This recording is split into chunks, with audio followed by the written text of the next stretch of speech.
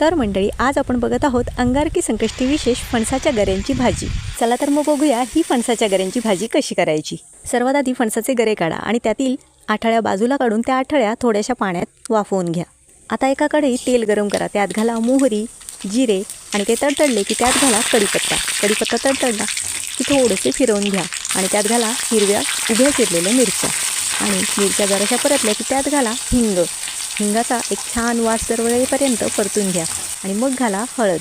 हळद थोडीशी परतली की त्यात घाला फणसाचे गरे। गरे या फोडणीत छानपैकी परतून घ्या, म्हणजेच ती फोडणी या गऱ्यांना सर्वत्र लागू द्या। आणि त्यानंतर आपण ज्या फणसाच्या आठळ्या वाफवून ठेवल्या होत्या त्या पाण्यासकटच या फणसाच्या गऱ्यांमध्ये होता, म्हणजेच आता आपल्याला वेगळे पाणी ॲड करायची गरज नाही। आणि आता ही सर्व भाजी छानपैकी ढवळा, त्यात घाला चवीपुरतं मीठ आणि पुन्हा एकदा छान ढवळा आणि मग घाला थोडीशी साखर चव बॅलन्स करण्यासाठी। पुन्हा एकदा ढवळा आणि एक झाकण ठेवून एक छानशी वाफ काढा आणि मध्ये मध्ये चेक करत राहा की गरा शिजला आहे का।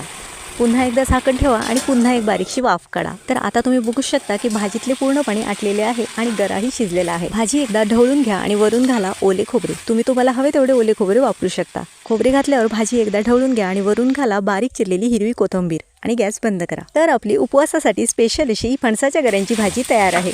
तुम्हा सर्वांना अंगारकी संकष्टीच्या हार्दिक शुभेच्छा। रेसिपी आवडली असेल तर लाईक करा, शेअर करा आणि माझा चॅनल खमंग मराठीला सबस्क्राईब करायला विसरू नका। धन्यवाद।